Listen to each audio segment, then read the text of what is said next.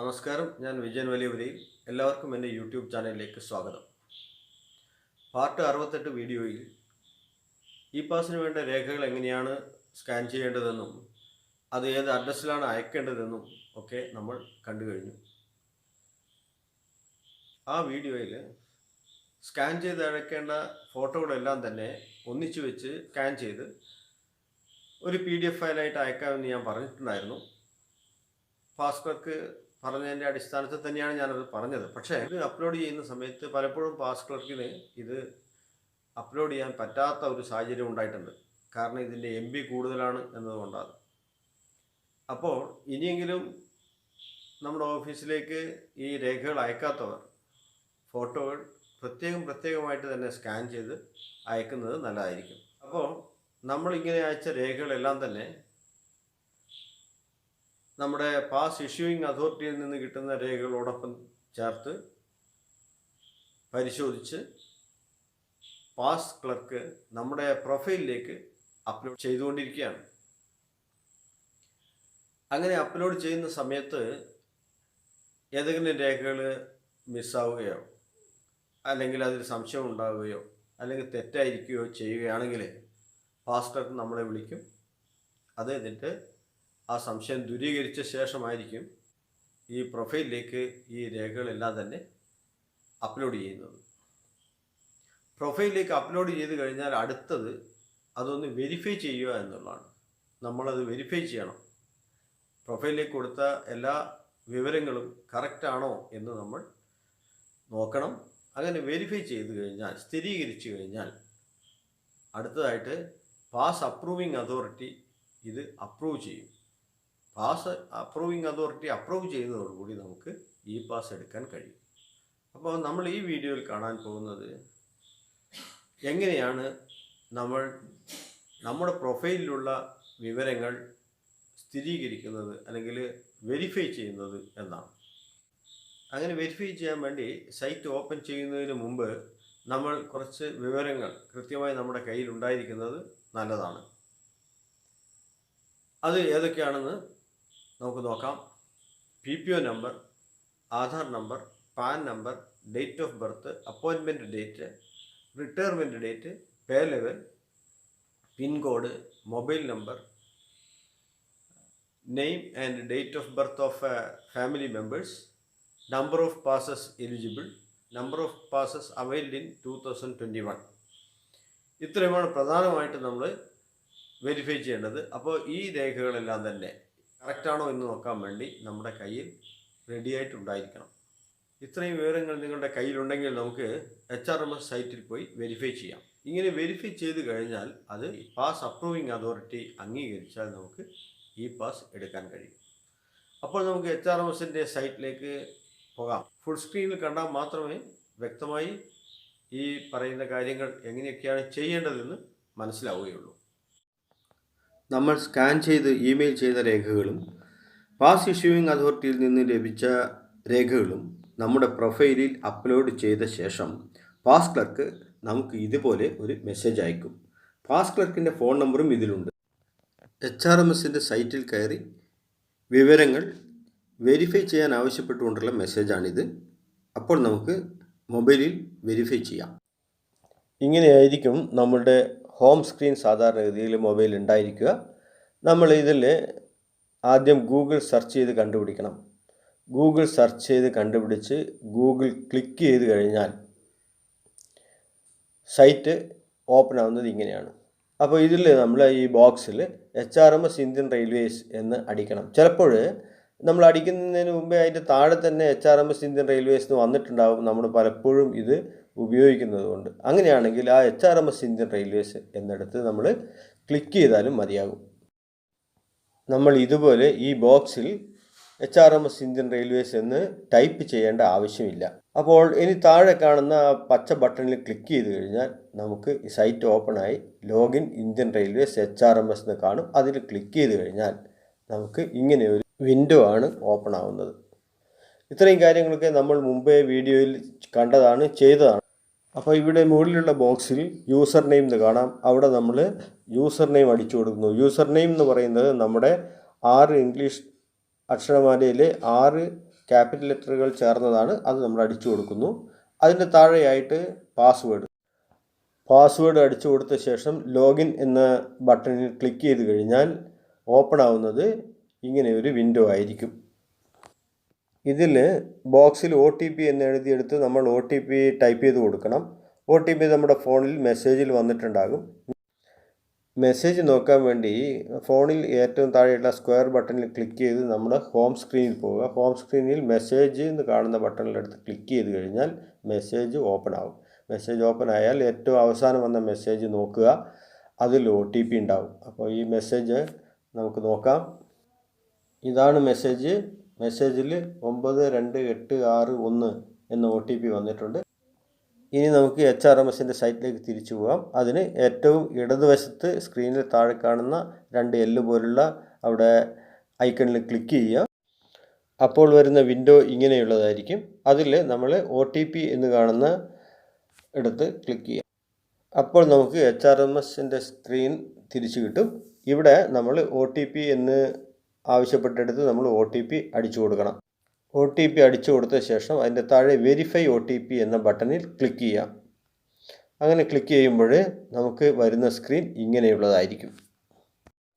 Password change ചെയ്യാനും അതേപോലെ profile photo കൊടുക്കാൻ വേണ്ടി നമ്മൾ നേരത്തെ ഈ സ്ക്രീൻ ഓപ്പൺ ചെയ്തിട്ടുണ്ട്. നമ്മുടെ പേരിന് നേർക്ക് വലതുവശത്ത് കാണുന്ന ഈ ബട്ടണിലാണ് നമ്മൾ അന്നേരം ക്ലിക്ക് ചെയ്തത്. ഇപ്പോൾ നമ്മൾ ചെയ്യാൻ പോകുന്നത് നമ്മൾ ഈ സ്ക്രീനിൽ ഏറ്റവും ഇടതുവശത്ത് കാണുന്ന ആരോ ചിഹ്നത്തിൽ ക്ലിക്ക് ചെയ്യുകയാണ്. അങ്ങനെ ആരോ ചിഹ്നത്തിൽ ക്ലിക്ക് ചെയ്യുമ്പോൾ ഒരു വിൻഡോ ഓപ്പൺ ആകും. അതിൽ മൂന്നാമത്തെ ഐറ്റം നോക്കുക. മൂന്നാമത്തെ ഐറ്റം പാസ് V2O എന്ന് കാണാം. ആ പാസ് V2O ക്ലിക്ക് ചെയ്യുമ്പോൾ താഴെ വരുന്ന ഡാറ്റ വെരിഫിക്കേഷൻ, അതാണ് നമുക്ക് ഓപ്പൺ ആക്കേണ്ടത്. ഡാറ്റ വെരിഫിക്കേഷൻ ക്ലിക്ക് ചെയ്യുമ്പോൾ തുടക്കത്തിൽ ലോഡിംഗ് എന്നൊക്കെ കുറച്ച് നേരം കാണിക്കും. അങ്ങനെ ഡാറ്റ ലോഡ് ചെയ്ത് കഴിഞ്ഞാൽ ഇങ്ങനെ ഒരു സ്ക്രീനാണ് ഓപ്പൺ ആവുക. ഈ സ്ക്രീനിലാണ് നമ്മുടെ ഡാറ്റാസ് ഒക്കെ ഉള്ളത്. നമ്മൾ ഇതാണ് വെരിഫൈ ചെയ്യാൻ പോകുന്നത്. ഇവിടെ കൊടുത്തിരിക്കുന്ന ഡാറ്റകളെല്ലാം കറക്റ്റാണ് എന്ന് നമ്മൾ ഉറപ്പുവരുത്തണം. ഞാൻ നേരത്തെ പറഞ്ഞല്ലോ, നമ്മുടെ കയ്യിൽ ഉണ്ടായിരിക്കേണ്ട എന്തൊക്കെ ഐറ്റംസാണ് വേണ്ടത്, ചെക്ക് ചെയ്യാൻ വേണ്ടത് എന്ന് ഞാൻ പറഞ്ഞിട്ടുണ്ട്. അതൊക്കെ നമ്മുടെ കയ്യിൽ ഉണ്ടായിരിക്കണം. ഡാറ്റ കറക്റ്റാണോ എന്ന് നോക്കാൻ മാത്രമേ നമുക്ക് പറ്റൂ. യാതൊരു മാറ്റവും വരുത്താൻ പറ്റില്ല. മാറ്റം വരുത്താൻ പറ്റുന്നത് ഓഫീസ് ക്ലർക്കിന് മാത്രമാണ്. അപ്പോൾ നമ്മൾ ഇതിൽ കൊടുത്തിരിക്കുന്ന ഡാറ്റ കറക്റ്റാണോ എന്ന് മാത്രം ചെക്ക് ചെയ്ത് വെരിഫൈ ചെയ്യുകയാണ് ചെയ്യുന്നത്. ആദ്യത്തെ ഐറ്റം PPO നമ്പറാണ്. നിങ്ങളുടെ PPO നമ്പർ കറക്റ്റായിട്ട് തന്നെ ടൈപ്പ് ചെയ്തിട്ടുണ്ടെന്ന് ഉറപ്പുവരുത്തുക. അതിന് താഴെയായി HRMS എംപ്ലോയി ID, നമ്മുടെ ലോഗിൻ ID അല്ലെങ്കിൽ HRMS ID കൊടുത്തിട്ടുണ്ടാകും.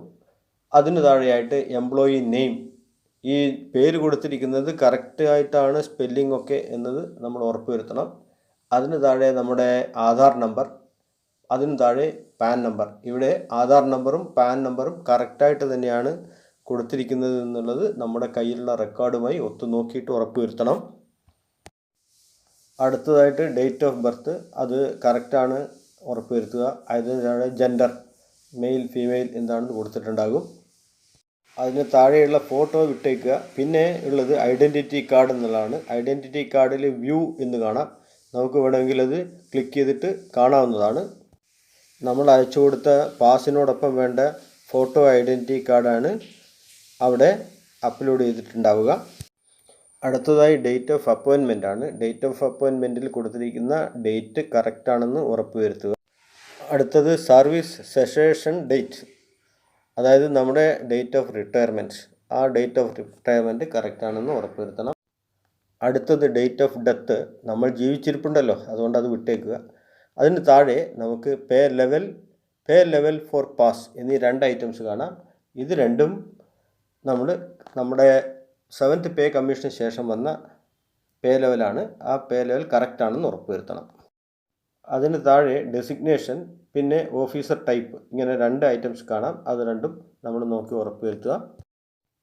അതിന് താഴെ കാണുന്ന PF number, old PO number എന്നിവയൊക്കെ വിട്ടേക്കുക.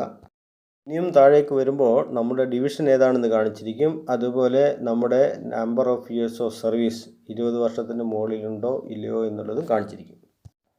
അടുത്തത് കമ്മ്യൂണിക്കേഷൻ ഡീറ്റെയിൽസ് ആണ്. അതെല്ലാം ബ്ലാങ്ക് ആണ്. അതിലാകെ നമ്മുടെ പിൻകോഡ് മാത്രം കൊടുത്തിരിക്കും. പിൻകോഡ് കറക്റ്റാണെന്ന് ഉറപ്പുവരുത്തുക. അടുത്തതായി നമ്മുടെ മൊബൈൽ നമ്പർ കൊടുത്തിരിക്കും, അത് കറക്റ്റാണെന്ന് ഉറപ്പുവരുത്തണം. അടുത്തതായി കൊടുത്തിരിക്കുന്നത് ഡിപ്പെൻഡൻസ് ആൻഡ് ഫാമിലി മെമ്പേഴ്സിൻ്റെ പർട്ടിക്കുലേഴ്സാണ്. ആ പർട്ടിക്കുലേഴ്സ് നമ്മൾ എല്ലാം ഉണ്ടോ, അതുപോലെ അവരുടെ ജെൻഡർ, ഏജ്, റിലേഷൻഷിപ്പ് തുടങ്ങിയവ കൊടുത്തത് കറക്റ്റാണോ എന്ന് നമ്മൾ ഉറപ്പുവരുത്തണം. ചിലതിലൊക്കെ ആധാർ നമ്പർ ഉണ്ടാവും, ചിലതിൽ ആധാർ നമ്പർ ഉണ്ടാവില്ല, അത് പ്രശ്നമല്ല. ഏതായാലും കൊടുത്ത ഡാറ്റാസൊക്കെ കറക്റ്റാണ്, എല്ലാ ഡിപ്പെൻഡൻസിനെയും ചേർത്തിട്ടുണ്ട് എന്നൊക്കെ നമ്മൾ ഇതിൽ നോക്കി ഉറപ്പുവരുത്തണം. പ്രത്യേകിച്ച് എല്ലാവരുടെയും പേരിൻ്റെ സ്പെല്ലിങ് കൃത്യമാണ്, കറക്റ്റാണ് എന്ന് നോക്കണം. ഇവിടെ നമ്മൾ വലത്തോട്ടേക്ക് സ്ക്രോൾ ചെയ്ത് കഴിഞ്ഞാൽ നമുക്ക് ഡിപ്പെൻഡൻസിൻ്റെ, ഫാമിലി മെമ്പേഴ്സിൻ്റെ ഡാറ്റാസ് മുഴുവൻ കിട്ടും. ഫാമിലി മെമ്പേഴ്സ് ഒന്നും ഇല്ലാത്തവർ ഈ ബോക്സിൽ ടിക്ക് ചെയ്യണം. അടുത്ത താഴെയുള്ള item pre retirement pass details ആണ്, അത് വിട്ടേക്കുക, അതൊന്നും നമുക്ക് ആവശ്യമില്ല. ഇനിയും താഴേക്ക് പോയാൽ പ്രീവിയസ് ഇഷ്യൂഡ് പാസസ് കാണാം. അതിൽ അവിടെ വ്യൂ എന്ന് എഴുതിയെടുത്ത് ക്ലിക്ക് ചെയ്ത് കഴിഞ്ഞാൽ നമുക്ക് പ്രീവിയസ് ഇഷ്യൂഡ് പാസിൻ്റെ ഡീറ്റെയിൽസ് കിട്ടും. അടുത്തതായി മാനുവൽ പാസ് ഡിക്ലറേഷൻ എന്ന് കാണാം, അത് വിട്ടേക്കുക. പിന്നെ അതിന് താഴെയായിട്ട് type of pass entitled for എന്ന് കാണാം, അത് കോംപ്ലിമെൻ്ററി പാസ് എന്ന് കാണാം, അതൊന്നും നമുക്കൊന്നും ചെയ്യാനില്ല. അതിന് താഴെയായി post retirement entitled 2 full set എന്ന് കാണാം. അതിന് താഴെയായി പോസ്റ്റ് റിട്ടയർമെൻറ്റ് ഹാഫ് സെറ്റ് 4 എന്ന് കാണാം. ഇതിൻ്റെ അർത്ഥം 2 ഫുൾ സെറ്റും 4 ഹാഫ് സെറ്റും കിട്ടുന്നതല്ല, ഒന്നുകിൽ 2 ഫുൾ സെറ്റ് അല്ലെങ്കിൽ 4 ഹാഫ് സെറ്റ് കിട്ടുന്നതാണ്. അപ്പോൾ അത് എൻടൈറ്റിൽമെൻറ്റ് നിങ്ങളുടെ ഓരോരുത്തരുടെയും കൃത്യമായിട്ട് കറക്റ്റാണോ എന്ന് നോക്കി ഉറപ്പുവരുത്തണം.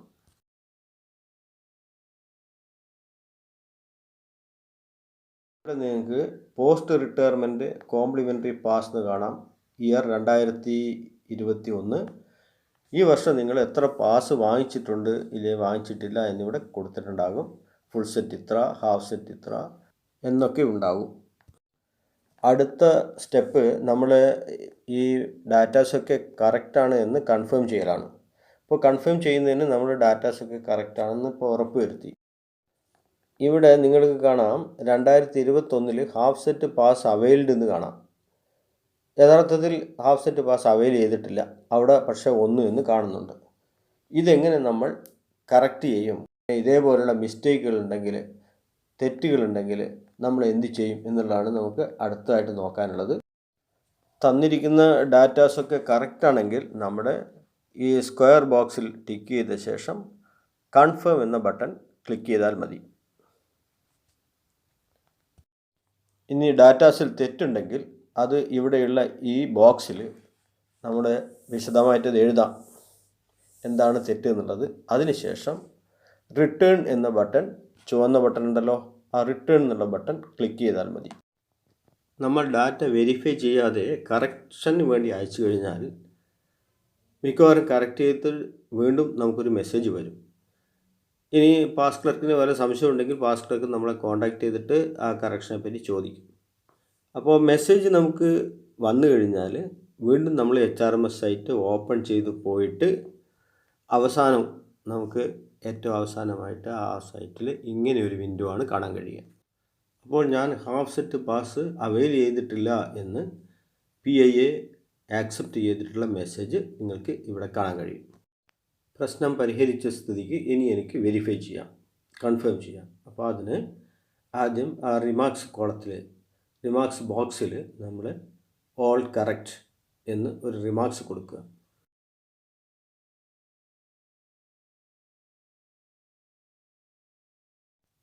അങ്ങനെ റിമാർക്സ് കൊടുത്ത ശേഷം താഴെയുള്ള സ്ക്വയർ ബട്ടൺ ഒന്ന് ക്ലിക്ക് ചെയ്ത ശേഷം കൺഫേം ബട്ടൺ ക്ലിക്ക് ചെയ്യാം. കൺഫേം ബട്ടൺ ക്ലിക്ക് ചെയ്യുമ്പോൾ മുകളിൽ നിന്ന് ഒരു ഡ്രോപ്പ് മെനു വരും. ഇവിടെ നമ്മളോട് ചോദിക്കുന്നത് നിങ്ങൾ കൺഫേം ചെയ്യാൻ റെഡിയാണോ, കൺഫേം ചെയ്താൽ ഡാറ്റാസ് ഒന്നും തിരിച്ച് വീണ്ടും ചേഞ്ച് ചെയ്യാൻ പറ്റില്ല എന്നാണ്.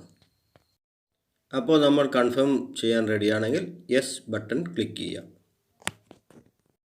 നമ്മുടെ വെരിഫിക്കേഷൻ അംഗീകരിച്ചാൽ മെസ്സേജ് വരും. അതോടൊപ്പം തന്നെ ഇങ്ങനെ ഒരു മെസ്സേജ് വെബ്സൈറ്റിലും വരും. അപ്പോൾ ഇ പാസിന് വേണ്ടി നമ്മൾ ഡാറ്റ വെരിഫൈ ചെയ്തു കഴിഞ്ഞു. ഇനി പാസ് അപ്രൂവിംഗ് അതോറിറ്റി ഇത് അപ്രൂവ് ചെയ്ത് കഴിഞ്ഞാൽ നമുക്ക് മെസ്സേജ് വരും.